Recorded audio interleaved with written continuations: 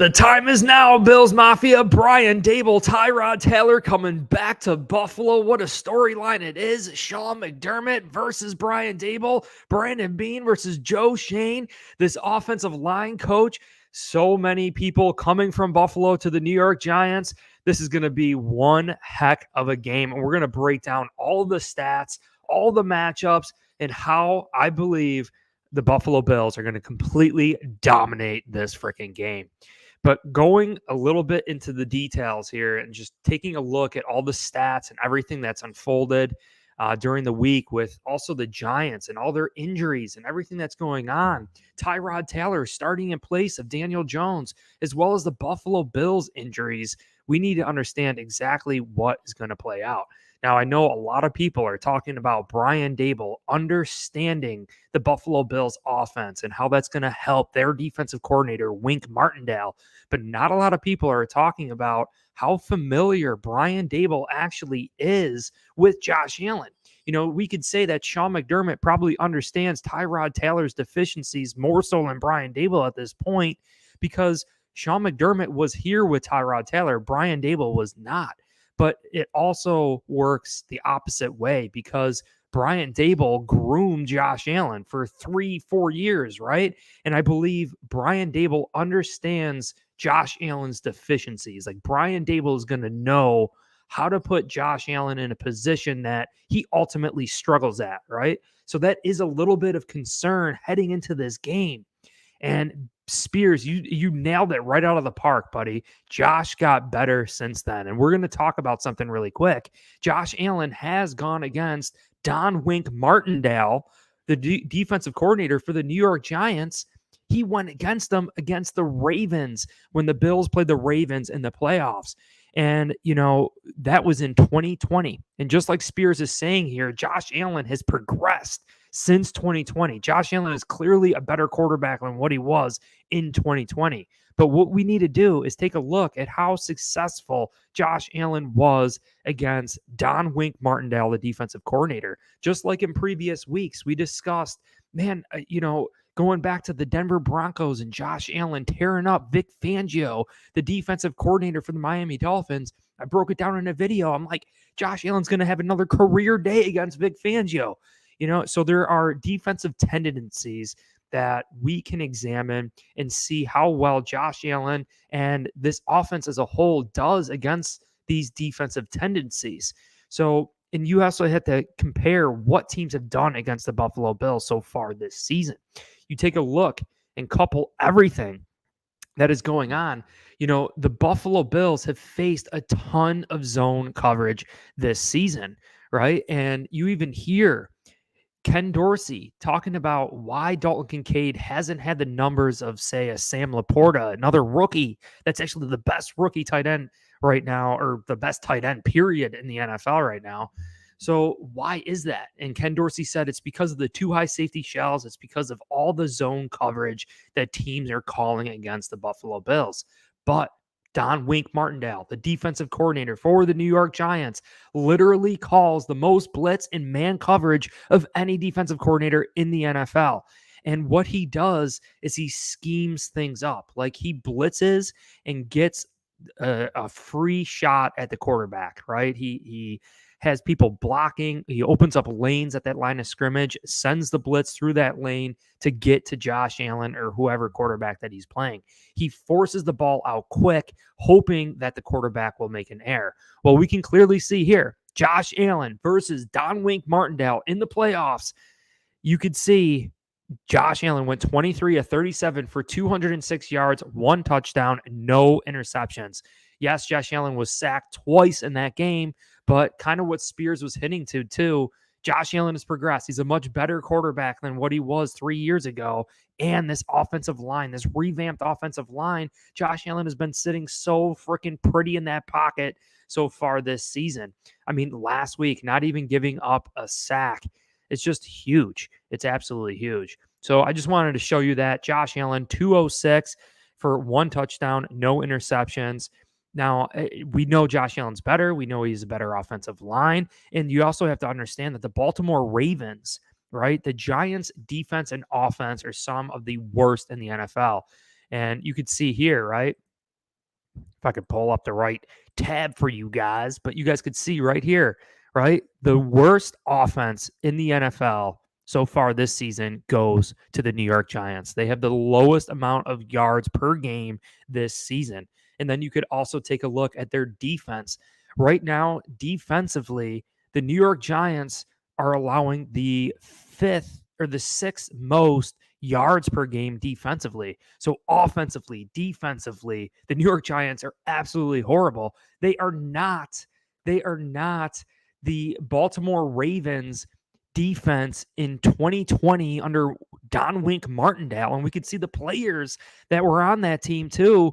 I mean, just Marcus Peters, right? Chuck Clark, Matthew Judon, Marlon Humphrey, Patrick Queen, Calais Campbell. I mean, this is a dominant defense. And Josh Allen didn't even throw an interception against them, only threw for 206 yards. But again, 3 years ago, and also a revamped offensive line. I'm saying that Josh Allen has a huge opportunity today to ball out of freaking control. And Dalton Kincaid, the Terminator t-shirt. I hope you guys see it. It's linked in the description. I really believe, Dalton Kincaid, Dawson Knox, I know they're dealing with some injuries right now that we have to discuss. Are they going to be a go for the Buffalo Bills this game? Dalton Kincaid, concussion protocol come in limited in practice on Wednesday. He's been limited all week. Dawson Knox dealing with that wrist injury.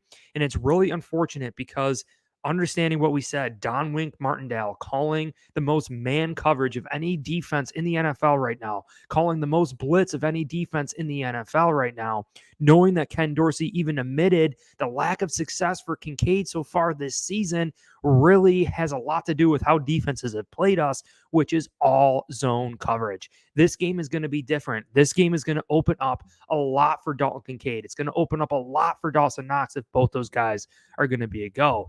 Now, Quentin Morris, Reggie Gilliam have both lined up at the tight end position, and hopefully they could hold down that 12 personnel for the Buffalo Bills if we continuously miss these tight ends, right?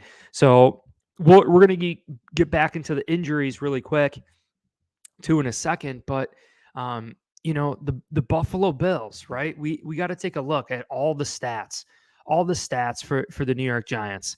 But guys, I forgot to mention any comments, questions, concerns in the chat. Let me know. I'm going to be getting all your comments, questions, concerns. Spears, I appreciate you. I'm calling it now 7 touchdowns, 0 interceptions for Josh Allen. Man, Don Wink Martindale literally had one-on-one against Tyreek Hill, who is leading the NFL right now.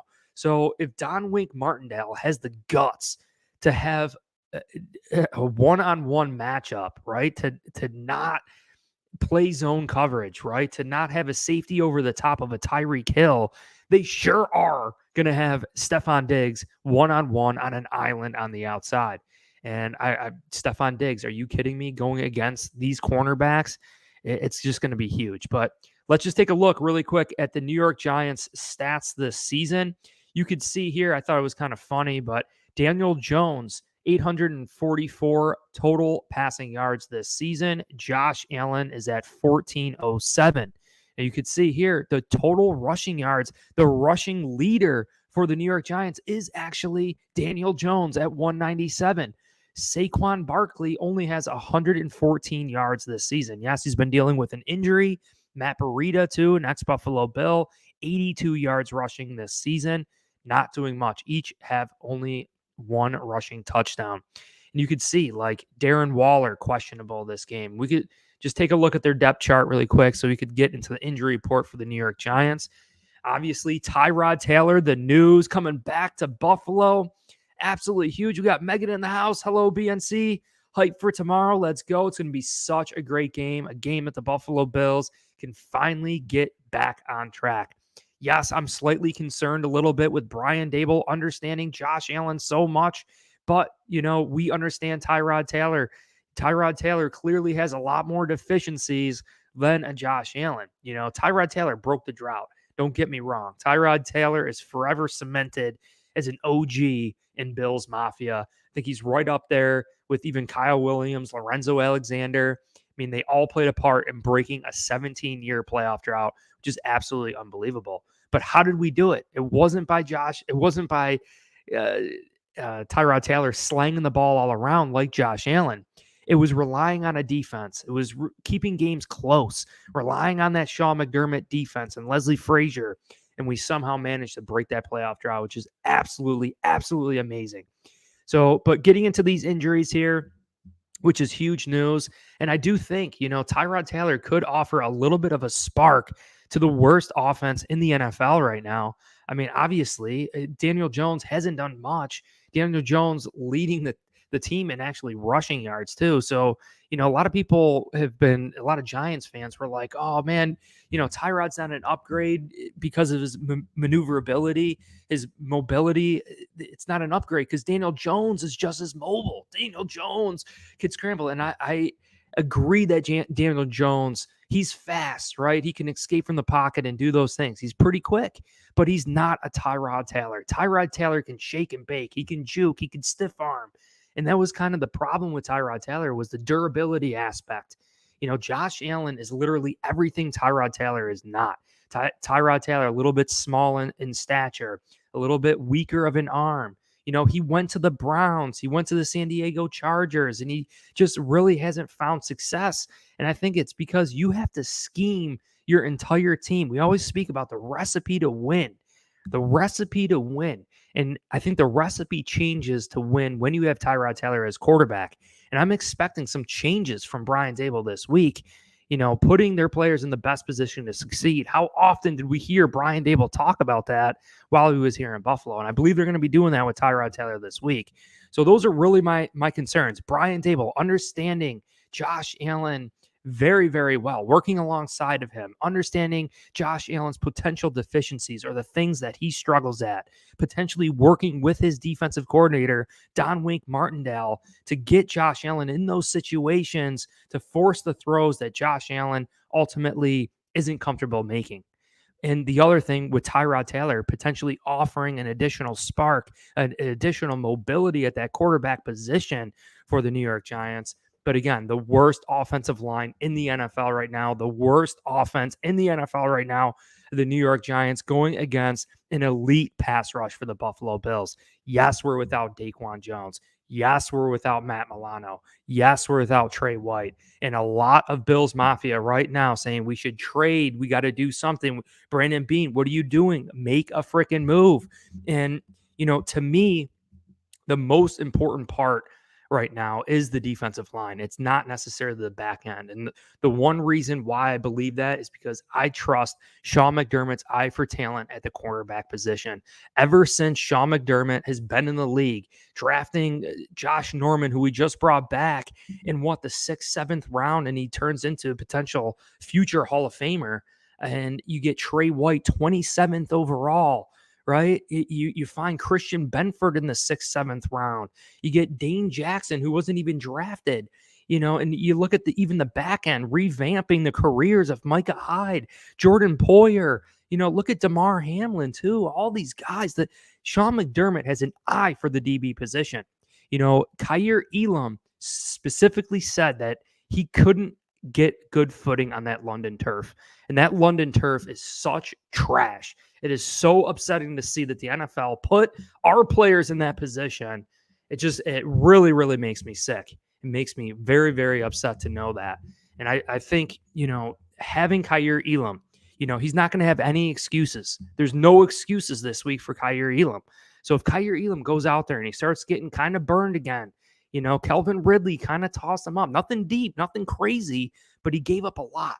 And also, I want to see Kaiir Elam in run support. And that kind of leads me to my next point with Tyrod Taylor. Kaiir Elam was rusty, right? That was his first game start coming off on that London turf. Like, who knew what was going on there? There was some rust that needed to be knocked off. And Tyrod Taylor hasn't started in like 3 years. So we talk about rust. Tyrod Taylor is coming in cold turkey, and he could very well be rusty. So you expect potentially a slow start for Tyrod Taylor in the Buffalo Bills here, which is absolutely crazy. But, Saquon Barkley is questionable as well this game. We can actually just click right on the injuries tab. But yeah, you got some serious, serious injuries here for the New York Giants. Again, the worst offensive line in the NFL statistically so far this season, and they're missing their starters on this offensive line. Now, some other people I want to eye up here. Darren Waller is an extreme freak of nature tight end. We know what he's capable of. He is questionable for this game with a groin injury. We shall see what happens there. Again, Saquon Barkley, one of the top backs, premier backs in the NFL, is also questionable with an ankle. And this is Sunday Night Football. This is Sunday Night Football. The Giants are 1-4. Their only win coming against another 1-4 team, the Arizona Cardinals. I mean, this is going to be a tough matchup for the Giants. And you would think they're going to have to put it all out there. To go 1-5 on the season is pretty rough. Tommy Sweeney, another ex-Buffalo Bill, struggling with the injuries, And the next guy I want to show you here too is I'm going to go back really quick, but McFadden, they're starting inside linebacker. So they have two inside linebackers here in this 3-4 scheme. And we already spoke about Don Wink Martindale calling the most man coverage in the NFL, calling the most blitz in the NFL. You could see Bobby Okari and Micah McFadden. They're two inside linebackers who are going to be matched up on our tight ends. We have to hope that Dalton Kincaid, Dawson Knox are going to be a go. But Micah McFadden, he is actually second on the team in total tackles. Bobby Okiari is actually first on the team with total tackles. Some other players here we have to keep in mind here is Kayvon Thibodeau.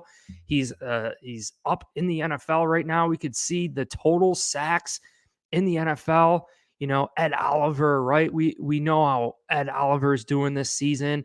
Leonard Floyd is tied for sixth in the NFL with 5.5 total sacks. Come down here with Ed Oliver. Ed Oliver, 4 total sacks. And Kayvon Thibodeau, actually 4 total sacks. Kayvon Thibodeau, draft selection last year. He's 6'5". He's fast. He's a freak of nature. He's one of those players that Wink Martindale schemes up to have a free shot at Josh Allen. So we definitely have to eye up Kayvon Thibodeau. And also the other thing I saw from Pro Football Focus is Dexter Lawrence. Guys, Dexter Lawrence is one of the best interior defensive linemen in the NFL. But the Bills with Osiris Torrance, Mitch Morris, Connor McGovern, we've been doing excellent here. But you can see 6'4", 342 pounds. He plays that nose tackle position in that 3-4 scheme. And listening to Pro Football Focus this week talk about Dexter Lawrence, who doesn't have a sack on the season, but has the highest pressure rate of any tackle in the NFL. And you can see his overall grade is a 91.2. He's the highest graded player on the New York Giants. So we definitely have to keep that in mind. Dexter Lawrence is a freak of nature. Kayvon Thibodeau is definitely a freak of nature. And their highest paid free agent this offseason, Bobby Okiari. Now, just take a look at this. Bobby Okiari, he's fast. Went to Stanford. He's very smart. 6'1", 235 pounds. He's definitely a baller. And again, leading the Giants in total tackles with 42. He's showing up across the stat line as well. Forced fumble he's got on the season. Pass deflection, right? So he's doing some things here. But the one thing that hurts him is his lack of size. 6'1", 235 pounds. I mean, that's pretty short, right? Especially going against a Dawson Knox, a Dalton Kincaid, who are hopefully going to be a go this week. That's why I think this is going to be such a great game for our tight ends. And then you can also see McFadden, right, who is questionable this game, but 6'2", 232 pounds, a little bit light, a little bit taller. Still have a little bit of a size advantage here, but really looking at these linebackers, right, understanding what they have, like Leonard Williams, Dexter Lawrence, A'Shawn Robinson. These are some big boys up front for the New York Giants, right? So the question is, who's the best running back for the Buffalo Bills this week? And I think it really could be James Cook. James Cook could be a great spot here. Utilize that speed to rip right through. But Megan says, did they announce if Jones is officially out? Daniel Jones is officially out. Tyrod Taylor is going to be coming back to Buffalo. How do you think about the injury report? Yeah, I mean, the injuries have just completely piled up. We're going to get into our own injuries here, and I was kind of hinting to it. We have to look in house. Sean McDermott, I think, has such a great eye for talent at the DB position, right? So you look at, Dane Jackson. It looks like Dane Jackson is not going to be a go this game. We did call up Jamarcus Ingram for this game, a 6'2" corner. Jamarcus Ingram could be a go this week, alongside Christian Benford. So, this is going to be really, really interesting. So, Kaiir Elam, Christian Benford, and Jamarcus Ingram are going to be holding down the corner spot for the Bills. And I trust Sean McDermott's eye for talent at the DB position. The other area I'm concerned with is really Daquan Jones. I mean, we saw Daquan Jones against the Jaguars on the very first series of the game. The Jacksonville Jaguars got the ball to start the game. We forced them to go 3 and out. On 3rd and 1, Daquan Jones ripped in there, made a tackle for loss, and tore his pec. He was out the very next series. What happened the next series? The Jacksonville Jaguars and Trevor Lawrence, they marched all the way down the field, and Matt Milano breaks his leg on that turf. And then they continue to march down. We had to make some quick adjustments there, but Daquan Jones proved last year that we needed him against the Cincinnati Bengals in the playoffs. Cincinnati Bengals were able to run it against us, so we made a decision to bring in Poona Ford this offseason to shore up if in any way there was an injury to Daquan Jones, we would have Poona Ford, right? And the unfortunate thing here is Eli Inku getting signed off our practice squad last week. Eli Inku is 325 pounds. I mean, that's a big-time loss. That would have been a perfect person to just have in a backup situation to Poona Ford. So now, if there is an injury to Poona Ford, we're going to be in some trouble. But the other thing we have to keep in mind is that Jordan Phillips, he's a big boy too. And he was hurt against the Cincinnati Bengals last year with the shoulder, right? So the Bills have to overcome those things.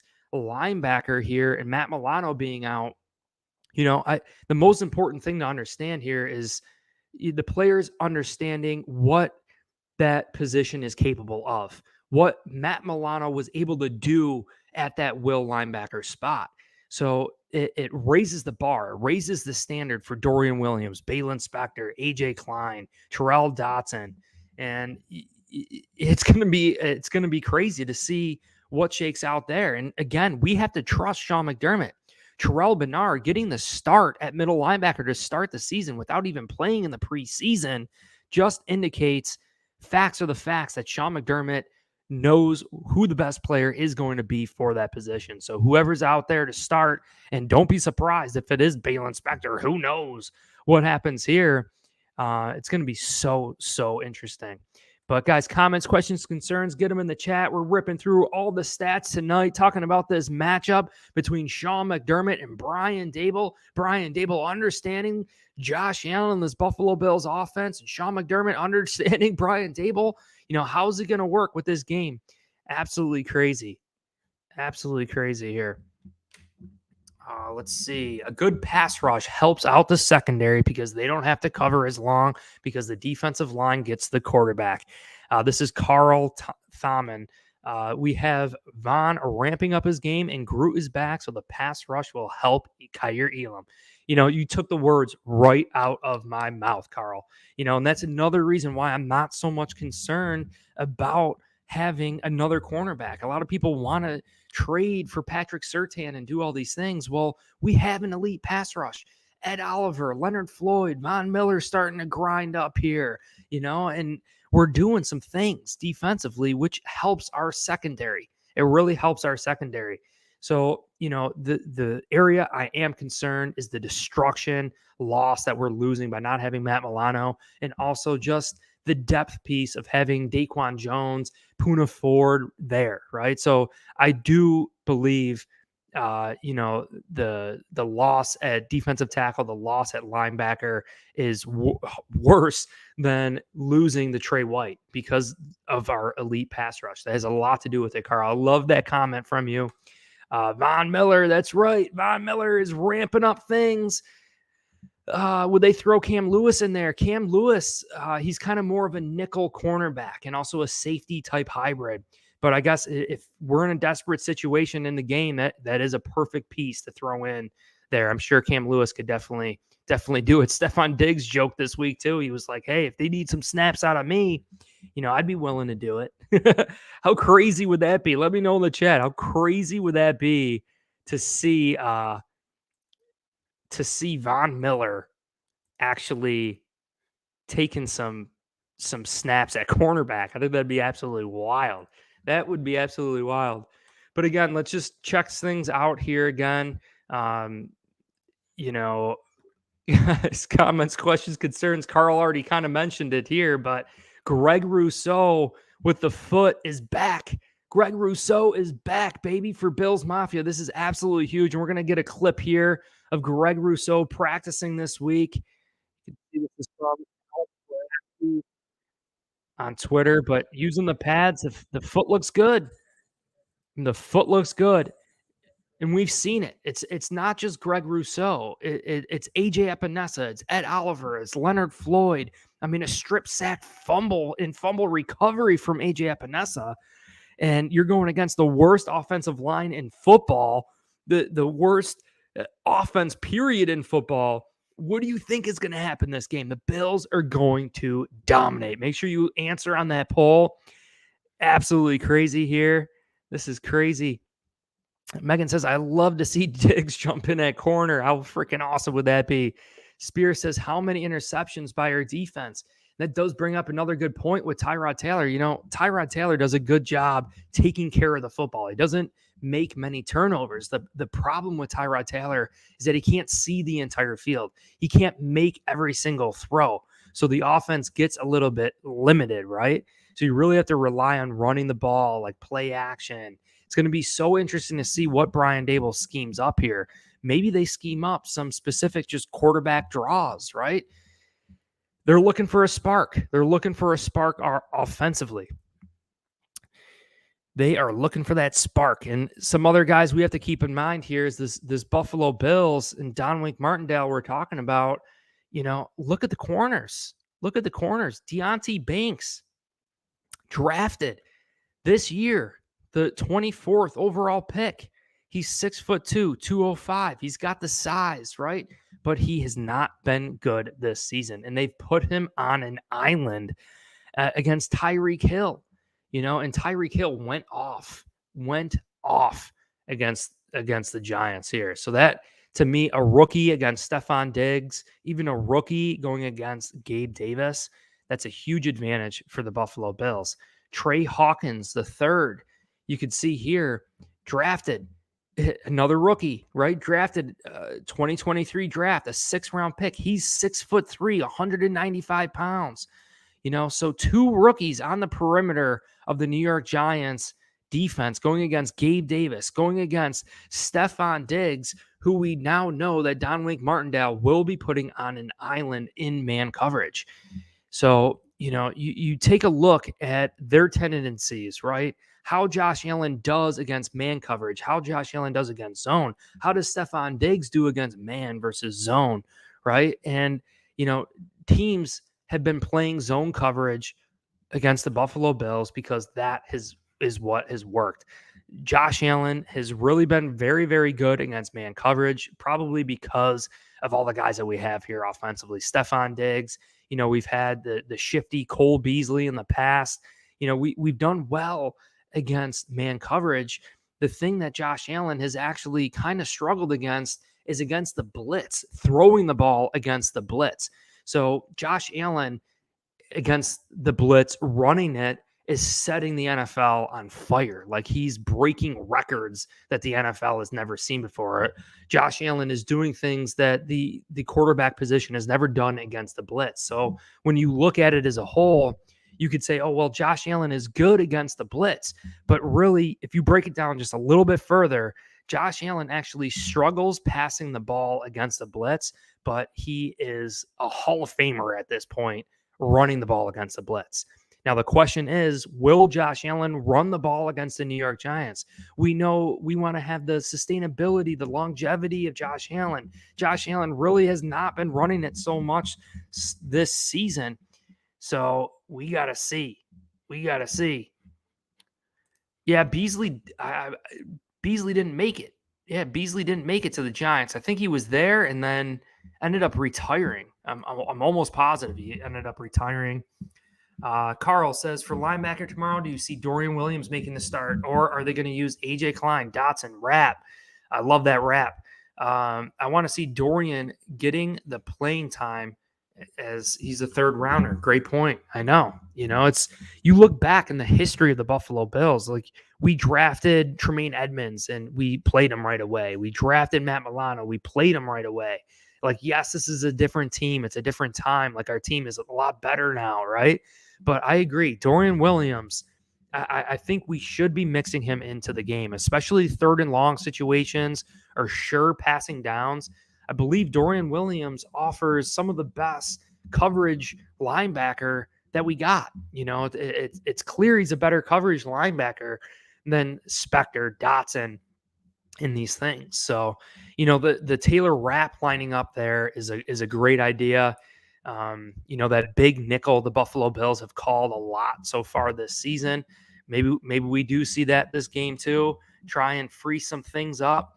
But I agree. Dorian Williams should try to get in there. We should try to mix in Dorian Williams. I like Spector and Dotson on early downs. AJ Klein too. It's going to be interesting. It's going to be very, very interesting to see who the Buffalo Bills roll out.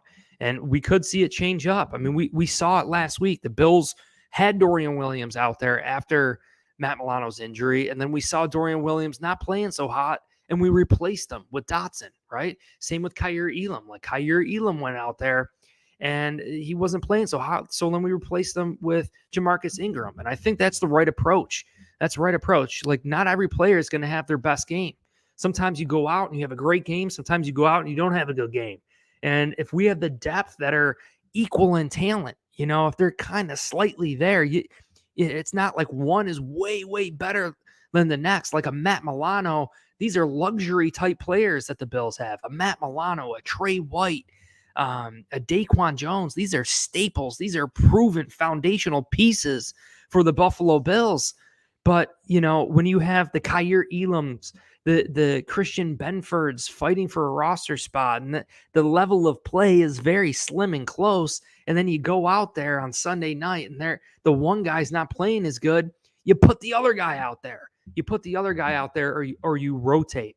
So I love that philosophy, but with Sean McDermott, and I think we could see a mixture of all of them. Why not? Why not mix them all? And that's credit to Sean McDermott getting all these guys up to speed.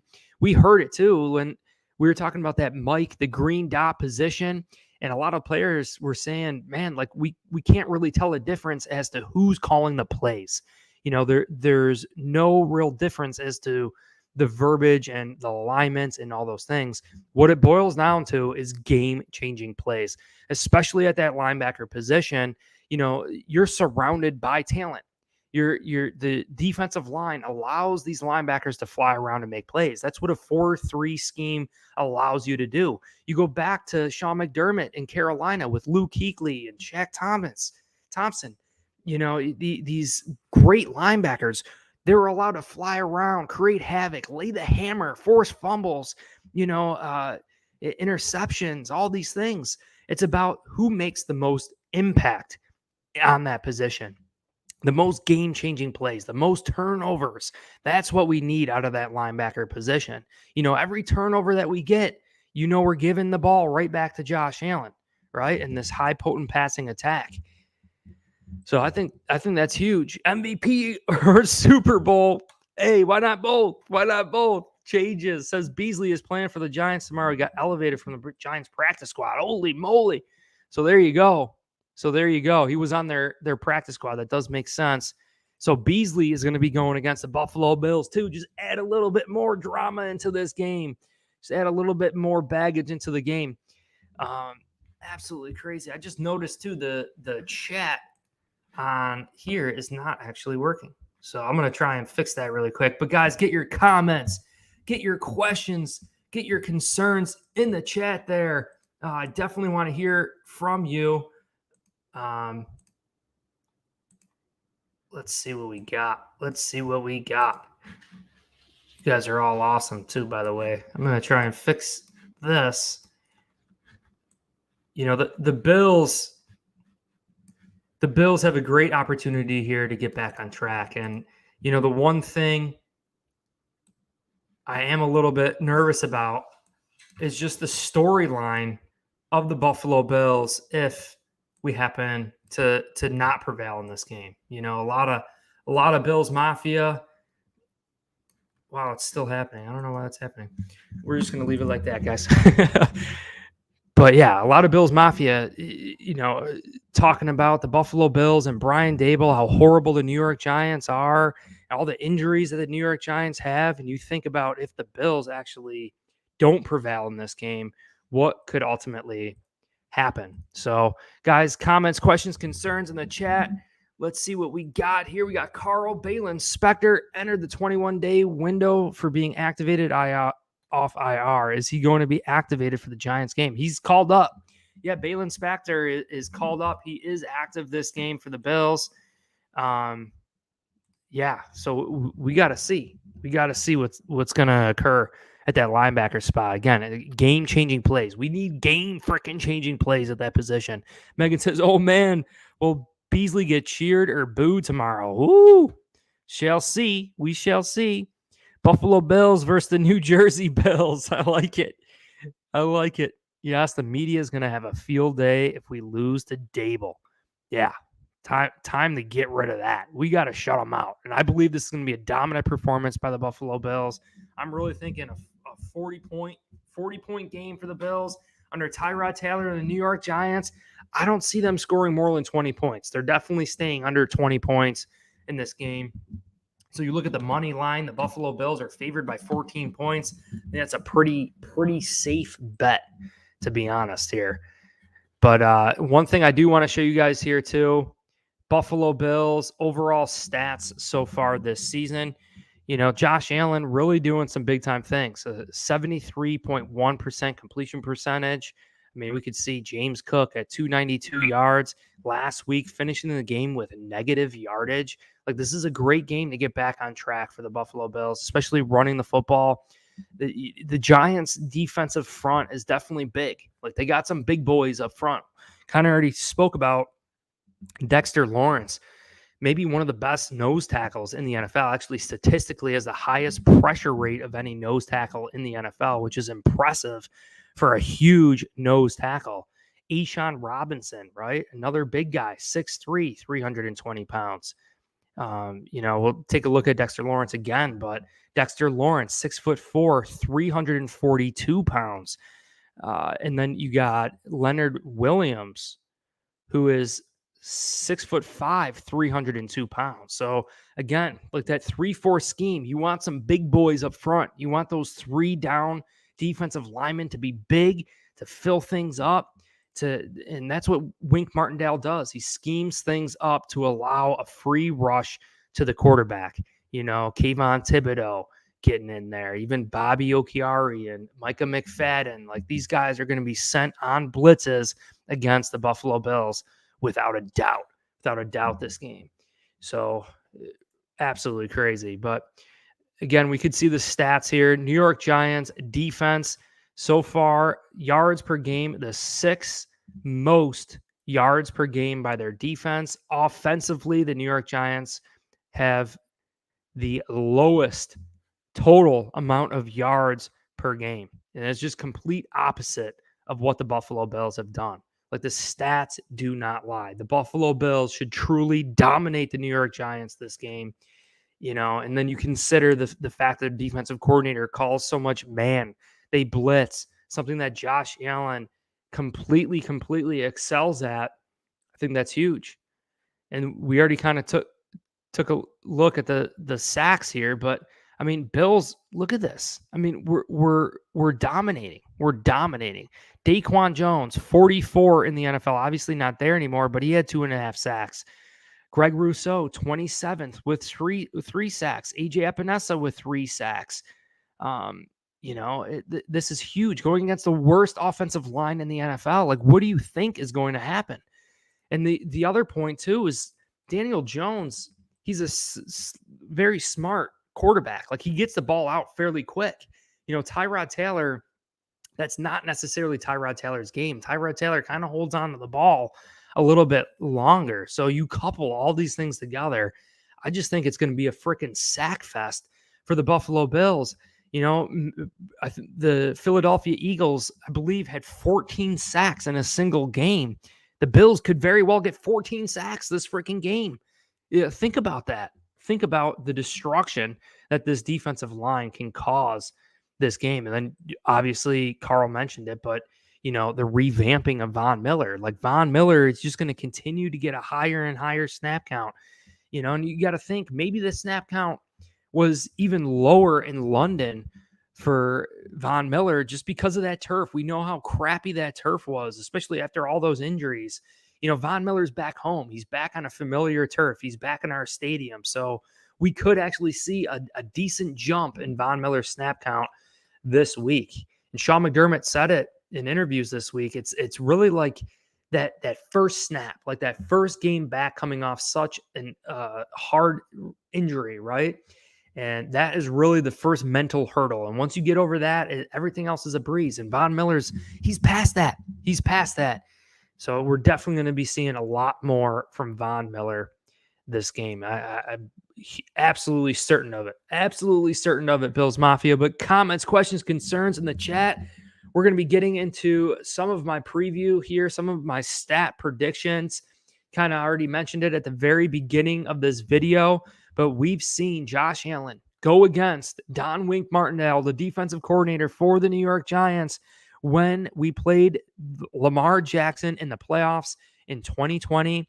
That season, we can clearly see again that the Baltimore Ravens defense that year was elite with Calais Campbell, Patrick Queen, Marlon Humphrey, Matt Judon, Chuck Clark, Marcus Peters, Jimmy Smith. Like, that was such a great defense, completely opposite of the New York Giants defense that we're going against here.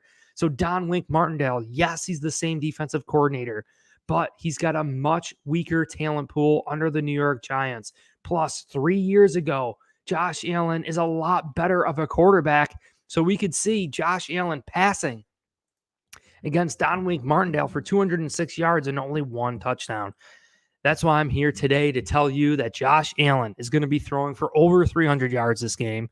He will definitely have 2 passing touchdowns, and I don't think that they will have a sack. I don't foresee a single sack in this game again. Yes, Josh Allen definitely had pressure against the Jacksonville Jaguars, but Josh Allen of the Jacksonville Jaguars, who was tied for first last week in total sacks this season, did not get a sack on the Buffalo Bills and Josh Allen, our quarterback. So that's just huge. Max Crosby was shut out. Chase Young, Montez Sweat was shut out. It's absolutely amazing to see what the Buffalo Bills have. It's like we're on total opposite ends of the spectrum. Giants giving up the most sacks in the NFL. Our defensive line, having the most sacks in the NFL. Our defensive line has the most sacks in the NFL going against an offensive line that has given up the most sacks in the NFL. That's a recipe for freaking disaster. Tyrod Taylor is definitely not sleeping tonight. Tell you right now, it's a tough task. That's going to be a tough task for them, I got to say. And also, you look at it, their defense allowing the 6th most yards per game going against the Buffalo Bills offense here.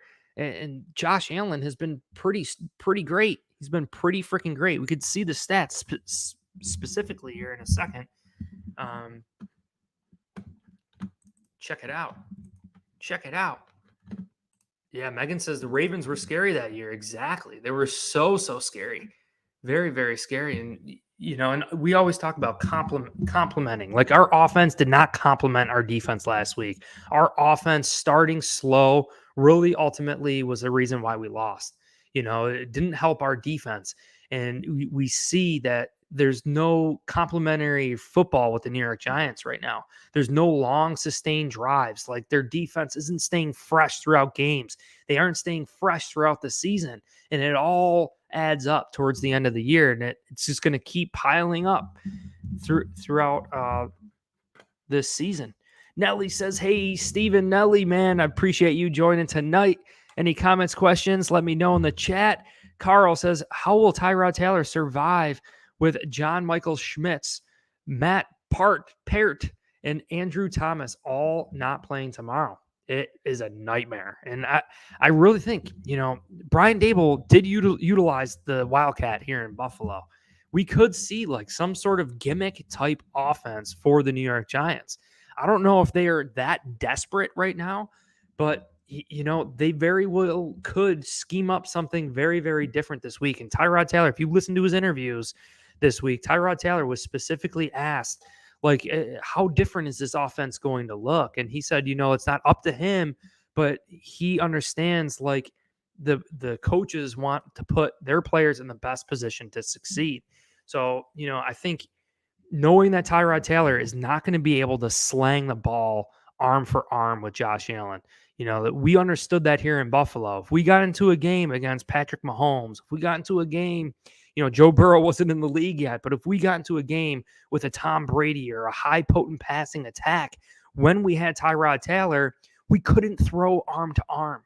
Tyrod Taylor doesn't have the arm. He can't make all of the throws in the NFL. Like, he can't come back from a game utilizing his arm. Therefore, you kind of had to keep the game close. You kind of had to rely on your defense, rely on Tyrod Taylor running the football. And that's what Brian Daboll's going to have to do this game. There's no way that they're going to come in with Tyrod Taylor not playing a game in the NFL for the past several years. There's no way they can expect Tyrod Taylor to march out there and go arm for arm, throw for throw with Josh Allen. So what is the recipe to win for the Buffalo Bills? It's to run up that freaking score. It's to have Josh Allen be Josh Allen, to run up that score, to make all the throws, to force Tyrod Taylor to get into an aspect of his game that he is not great at, which is making critical throws, making a lot of throws. And that's where the mistakes come in. We start pressuring Tyrod Taylor. He starts having to force some throws. He is great at taking care of the football, but you get to a certain point in the game, you got to start making plays, and he's going to have to make some chances. He's going to have to take some chances. And I think that's where the Bills could ultimately capitalize here. And again, Carl mentioning here, their offensive line already the worst in the NFL, and they have 3 injuries on that offensive line. And gosh, what is a common denominator here? Is it Bobby Johnson, our old offensive coordinator? We always spoke about the lack of continuity on a week-to-week basis. I feel like when Bobby Johnson was here, it was like a different offensive line every freaking week. Someone was always hurt. So does that have to do with Bobby Johnson's coaching? Does that have to do with Brian Daboll's offensive scheme, right?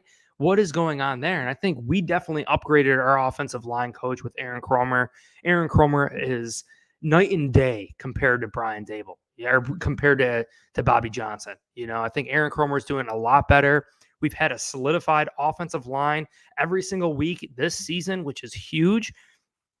And I expect that to continue throughout the 2023 season. Megan says, right now, the Weather Channel says it's going to be raining tomorrow Eve, rain game. Let's go, James Cook. Could be one of those games where we do run the freaking football. Yeah, the rain has statistically proven to really dampen passing numbers and just overall offensive numbers. So that if it is rainy, that's definitely going to help the Giants, because we want to run up that score without a doubt. Without Daquan Jones, the Bills, we ultimately always want to run up that score. We shall see. But Megan says, haven't heard much about Hodgins this year on the Giants. It's a great point. Yeah. I mean, all the players that went over there too. It's like Matt Breida, Isaiah Hodgins, he's going to get some redemption against the Buffalo Bills. Tommy Sweeney's there, obviously out. But Cole Beasley getting called up this week. Wan'Dale Robinson, Jalen Hyatt, these guys, Sterling Shepard. I mean, they have a lot of talent at the wide receiver position.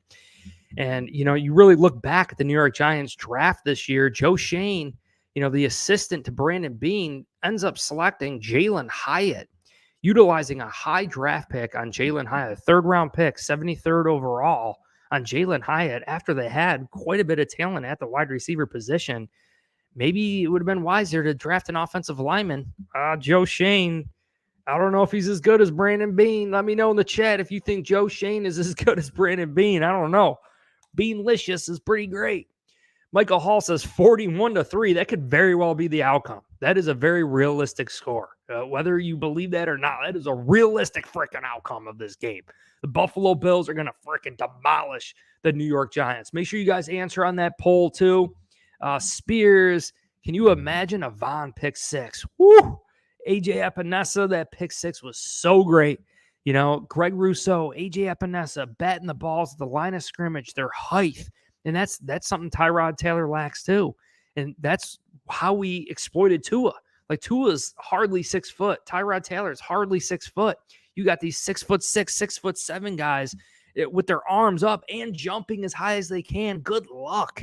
Good freaking luck getting the ball around that. That would be awesome to see. I agree. Megan says Giants would be smart to start Beasley, especially with how many times he's practiced against Taron Johnson. That's a great point. Yeah, Beasley definitely knows this defense. He knows he knows Taron Johnson, like you said. He definitely knows Taron Johnson. But Tyrod's got to get him the ball. He's definitely got to get him the ball. That's huge. Saquon Barkley would be a big-time loss as well. Like Saquon Barkley was a huge factor for the New York Giants last year.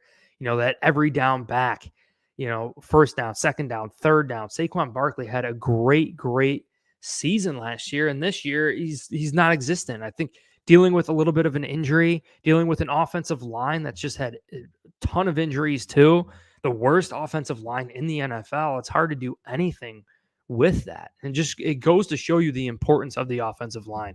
It goes to show you why Brandon Beane made our highest paid free agent this offseason, Connor McGovern at left guard. Shows you why we drafted Osiris Torrance, right? And it was solidifying things and also betting on Spencer Brown. You know, all the bickering that went on this offseason and last year with Spencer Brown. And little did we know that Spencer Brown had offseason back surgery, and that maybe was his reason for struggling last year. We've seen a different Spencer Brown this year. Spencer Brown, it's like a higher effort, or the lack of, he's not stiff. You know, it's like he's a rejuvenated player, Spencer Brown. Spencer Brown is doing some big time things. We got to start giving credit where credit is due on this freaking team. You know, I know we're worried. I know we're worried about Trey White, Matt Milano, Daquan Jones. And like Sean McDermott said, it's about stepping up, not only those players in that position, but a team as a whole. Our offense needs to even understand that our defense right now isn't 100%. You know, we're missing some of the best players in the NFL on this defense. Irreplaceable players on this defense are not here anymore. The luxuries, the foundational pieces on this defense are not here anymore. So it's really up to our offense. It's up to all the players, special teams. It's up to freaking everybody to rise to this occasion and ball out. You know, we spoke about Jamarcus Ingram being called up off the practice squad this week, which is not a good indication to Dane Jackson.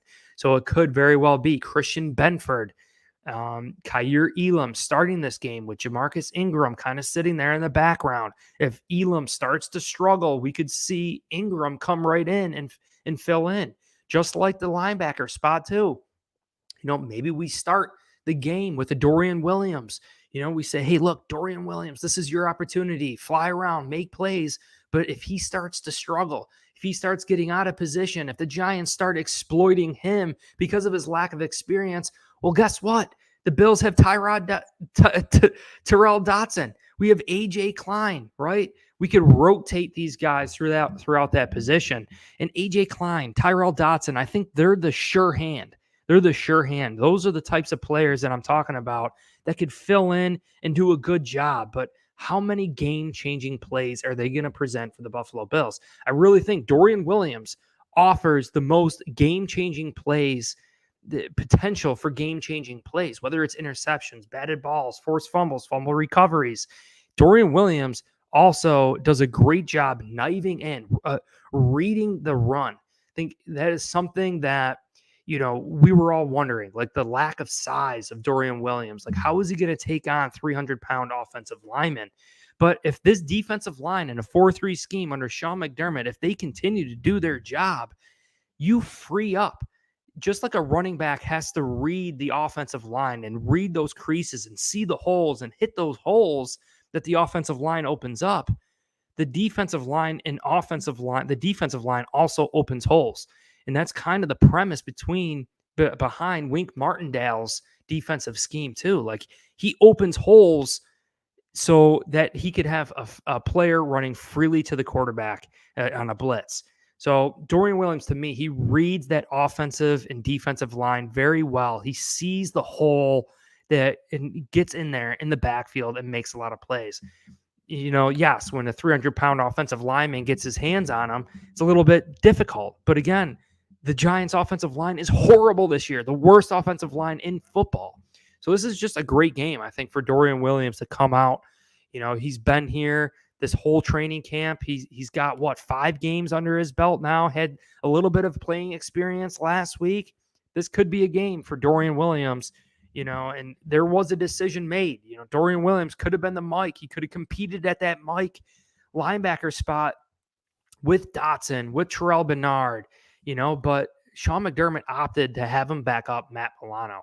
And we all know he's been working alongside Matt Milano, of course, learning from Matt Milano, knowing what is capable at that position is just a huge thing. Seeing it firsthand is very huge. Matt Milano, when he first came here, he didn't get to see it firsthand. He didn't know what was fully, truly capable of that will linebacker spot. I think Dorian Williams is going to rise to that freaking occasion without a doubt. Michael Hall, skipping some comments here. But Carl says the Giants have been outscored 94-15 margin in its 3 primetime games this year. The worst differential by any team in a span of 3 primetime games dating back to the NFL merger. That is horrible for the New York Giants. The New York Giants are absolutely horrible this season. We have to dominate this game. We have to and should dominate this game.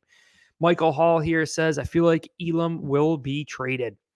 I think about it too, and I'm just not ready to cut ties with Elam yet.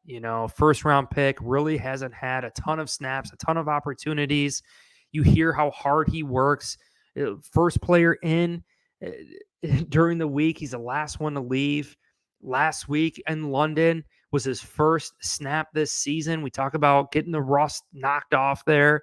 And then on that turf, the players were not comfortable on that turf. I'm telling you right now, you heard Taron Johnson basically say that turf was horrible. You heard an anonymous player say that it was like playing on cement, right?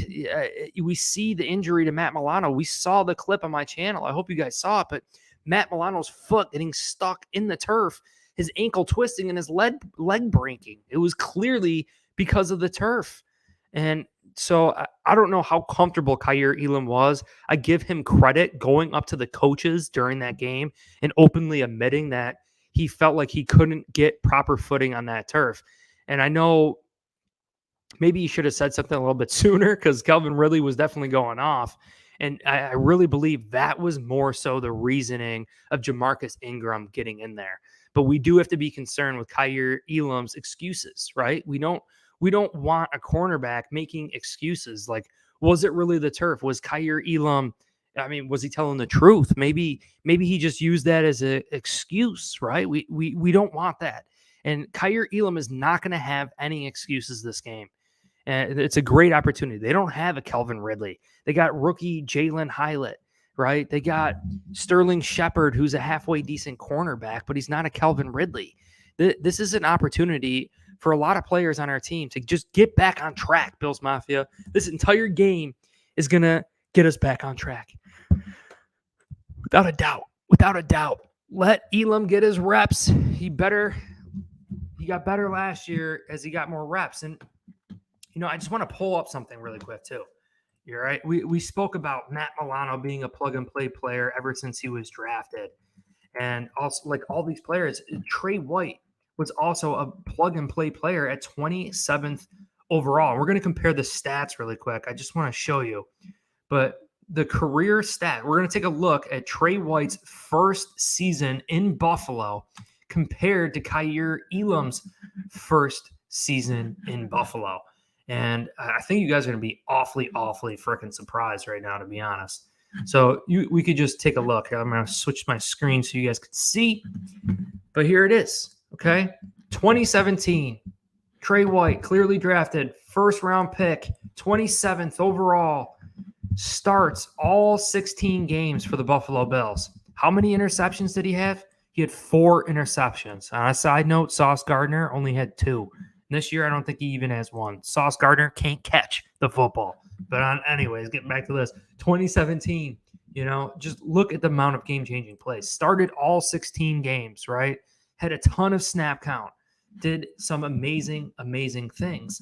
Now, if you look at Kaiir Elam, we could see Kaiir Elam, right? His stats, right? Last year, 13 games played, but did not start all 13 games, all right?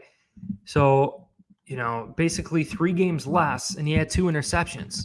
Kaiir Elam had just as many interceptions last year as Sauce Gardner. So, as good as Sauce Gardner was, Kaiir Elam, we're talking about game-changing plays. Like, interceptions are such a crucial, important factor of being a great cornerback in the NFL. Okay, you gave up a couple passes here and there, but if you're making plays, if you're intercepting the ball during the game, turnovers win games, period. And you're giving the ball back to one of the best offenses and the best quarterback in the NFL in Josh Allen, Stephon Diggs, right? And a new revamped offense with Josh Allen under center and play action and Damian Harris, Latavius Murray, James Cook, the best running back room that we've had so far in the McDermott era. This just goes to show you what is capable of Kaiir Elam. And again, yes, 13 games compared to Trey White's 16 games, but the snap count was just completely different. And maybe I could pull that up too in a second. I want to show you the snap count for Kaiir Elam. I bet last year, hopefully it shows it, but 20. Actually, this is what we're going to do. Guys, comments, questions, concerns, get that in the chat. We're going to be pulling up Kaiir Elam's snap count compared to Trey White's snap count, their rookie year. We're going to see the Buffalo Bills snap counts in 2017 compared to 2022. We should clearly see this really quick. But so here, this is going to give us a true sign of the snap counts for the Bills and how much Kaiir Elam can prove all his doubters wrong. I know it's not a popular take. I listen to all other Buffalo Bills content creators, and I've been on Buffalo Fanatics. I've been the Buffalo Bills Mafia report. All you guys. Everyone does such an excellent job discussing it. But I really believe this is going to be a huge thing for the Bills. Here it is. Okay. Trey White. In 2017, his rookie year, the number of defensive snaps, 1,093. He had a 98.65% snap count for the Buffalo Bills his rookie year. He had 4 interceptions. So keep that in mind, okay? Pretty good. But we have to fast forward through the years, through the Sean McDermott dominance for the Buffalo Bills, all the way until 2022. When we drafted Kaiir Elam as a first-round pick, all expecting to be just a plug-and-play starter, just like Trey White. But here it is, guys. Kaiir Elam, look at this. 477 snap counts compared to Trey White's 1,000-plus snap counts. Trey White had a 98% snap count percentage. Kaiir Elam had half. So half the snaps. Literally half the snaps of Trey White, and he had half the interceptions. To me, this just proves what Kaiir Elam is capable of. Trey White had double the amount of snaps, even more so, had more than double the amount of snaps as Kaiir Elam his rookie year, had 4 interceptions. Kaiir Elam had half the amount of snaps, defensive snaps, as Trey White, and he had half the amount of interceptions. So, I think that's a bright spot in Kaiir Elam's game that we have to take a look at. I really like that. Absolutely like that. I'm definitely a data-driven type channel here. I definitely dive into the stats and try to look at trends and things like that.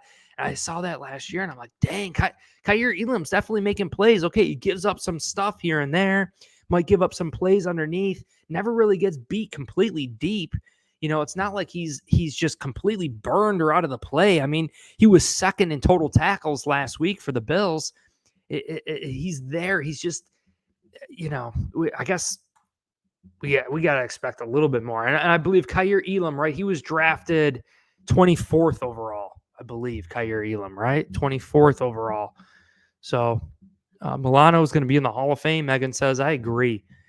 Milano's balling out. Megan says, I love that you're showing the comparison. People are too hard on Elam. He deserves just a little bit more time. That's all I'm saying. And he might turn into a bust. The claim that everyone's saying that he's a bust right now, it's too early. It's too early to claim that. And I really think a lot of people are going to be biting their tongue very soon on Kyer Elam.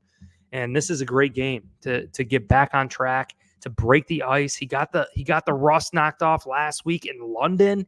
I mean, you went to freaking London. You go overseas to London. Maybe you had jet lag too.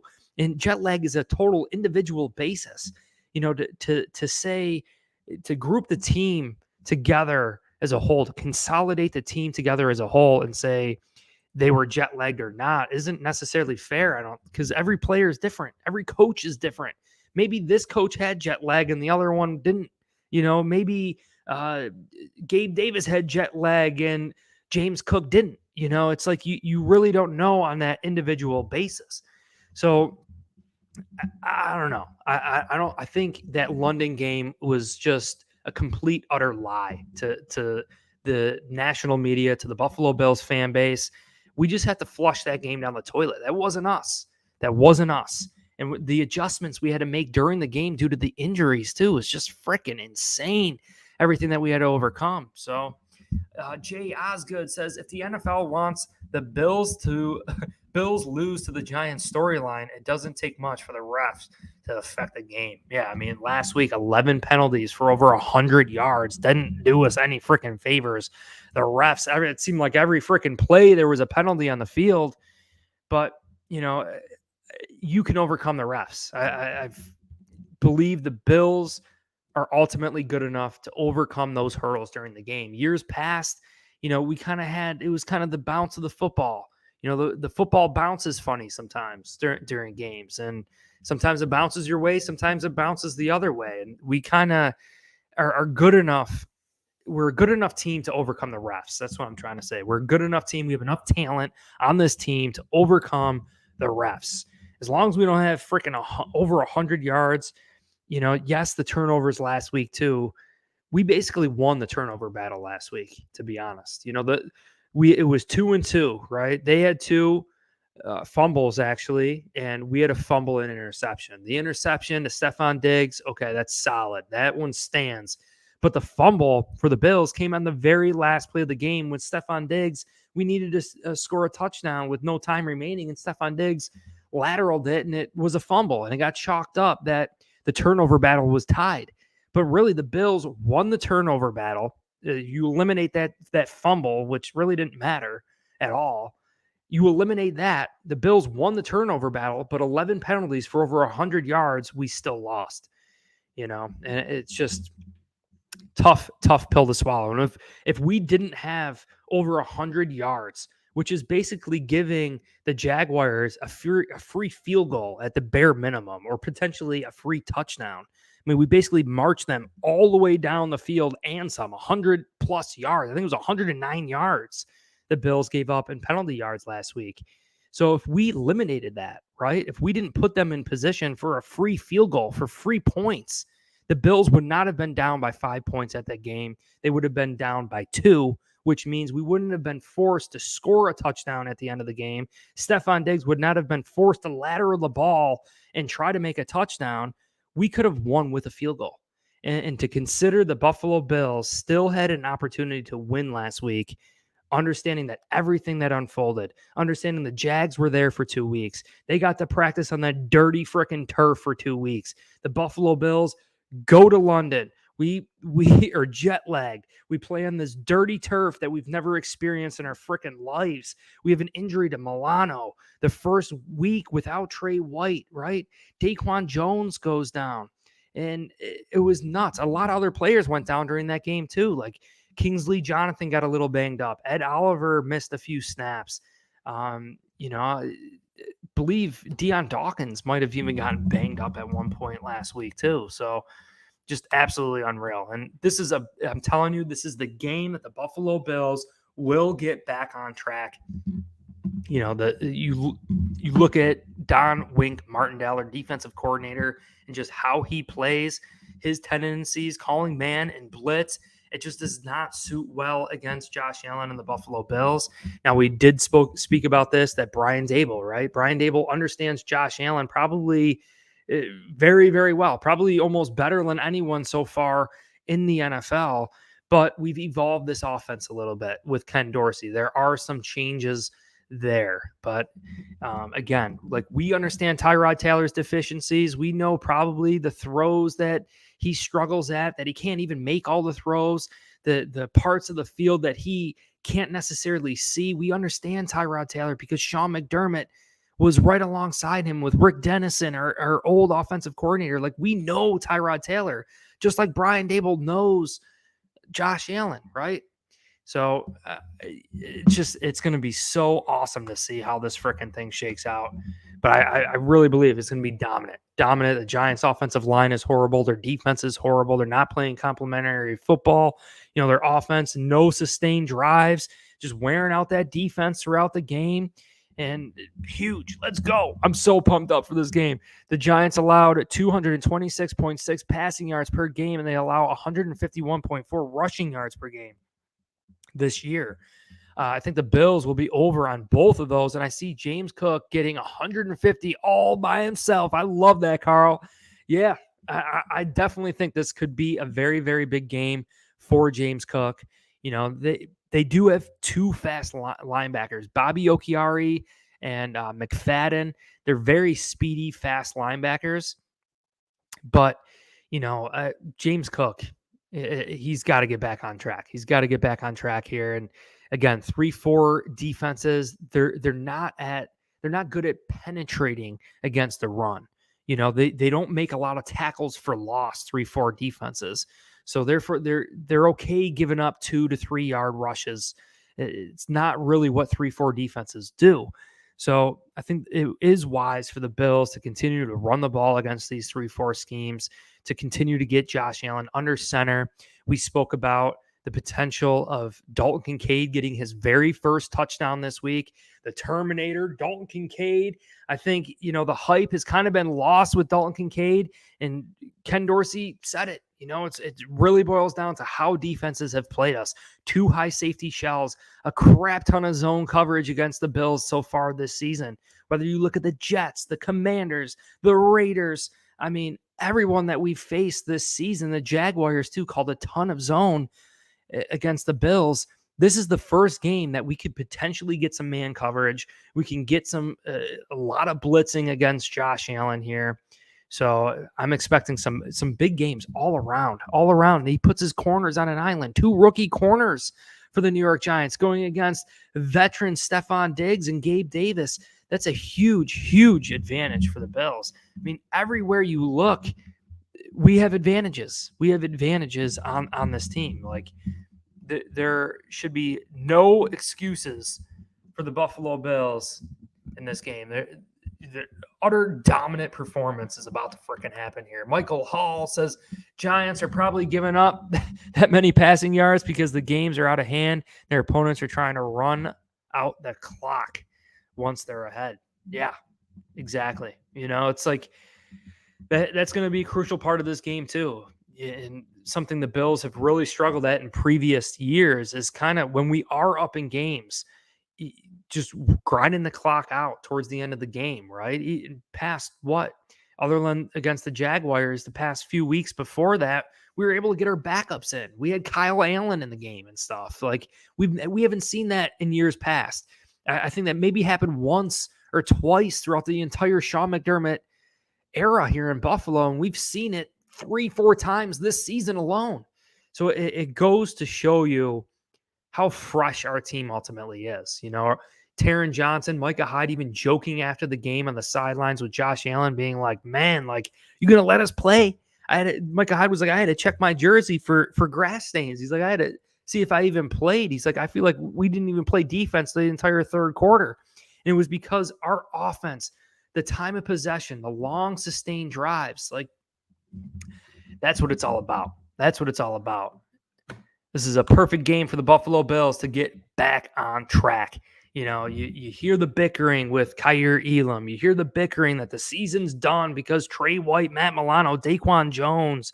You hear all these things like the offense struggling against the Jaguars.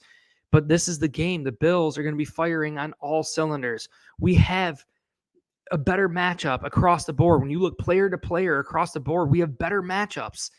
It's huge. It's absolutely huge. Michael says, we know quit winning about that game. Oh, quit whining about that game, I believe you're saying. The Jaguars, the loss to the Jaguars, right? Absolutely crazy, guys. Freaking absolutely huge game here. The Buffalo Bills are definitely going to get back on track. You just look at everything that's unfolded so far throughout this season. I'm telling you, the stats never freaking lie. But I am going to be going live during the game, doing the live play-by-play reaction. I hope you guys all consider joining me. I'm going to end the poll here, seeing how the chat did. But we could see, will the Buffalo Bills dominate those New York Giants? 88% of you said yes. 11% said no. I really do believe it's going to be a huge, huge day for the Bills. Everyone just needs to get back on track, offensively, defensively, even special teams. Like, we got to get everyone involved this game. Even Deontay Hardy, a 45-yard reception last week, the longest reception of his stay here in Buffalo so far. We want to grow that route tree for Dalton Kincaid. The shortest route tree he's 40th out of 45 tight ends in the depth of route. He's only running his routes at 4 yards, Dalton Kincaid. So I want to see some home run hits, especially against this man coverage, especially against two shorter interior linebackers that the Giants have with Okiari and McFadden. 6'1", 6'2". That's why we brought in Dalton Kincaid. A 6'4", 249 pounds, 250 pound tight end is going to definitely be able to body out those linebackers. And, I really believe it's going to be a big game for these freaking tight ends as well. But, guys, final comments, questions, concerns, get them in the chat. I hope you guys are getting freaking hyped up for this game. The Buffalo Bills are about to get back on track. I'm so pumped up. Tyrod Taylor coming back to town. Brian Dable coming back to town. Cole Beasley starting for the New York Giants here, it seems like. Isaiah Hodgins, Matt Breida, Bobby Johnson, their offensive line coach, and, of course, their general manager, Joe Shane. Man, how crazy. How crazy is that? And I think it's like a staple game. The Bills need to prove that we're the top dog, and we should be the top dog. We kind of made that excuse with the Chiefs because they started their program with Andy Reid, Alex Smith, and Patrick Mahomes years ahead of the Buffalo Bills. So we all kind of assumed, like, okay, they're ahead. They're ahead in their program. They've been building their program. The Bills have been building their program for a very long time, even with Brian Dable. And the reason why Brian Dable got that head coaching job was because of the program that he built in Buffalo. So the Giants only in year 2. The Bills, 2017, we're in year 6 with Sean McDermott right now. So, I mean, what is that? 4 times the amount that we have over the frickin' New York Giants. But I appreciate you guys all so much. Darlinda Staples, hey friend, she can't wait. I hope you guys are all excited. I hope this live stream hyped you all up. Hit like, subscribe for future content. I release videos daily, also going live occasionally during the week, always during the games, chatting with you guys. I have a surprise announcement too. I'm going to be going live for a post-game report with the Mafia report. It's going to be pretty sweet. I hope you guys all join me. I'm going to make posts So make sure all my little BNC diehards over here, you guys come join me over on that other channel. We're going to be discussing the Buffalo Bills, which I believe is going to be a freaking 40 burger. It's going to be a dominant performance. Josh Allen over 300 yards, at least 2 passing touchdowns. Could be a day that Josh Allen scrambles too. We shall see, Bills Mafia. I appreciate every single one of you guys. Hit like, subscribe. I will check you all soon. And of course, go Bills.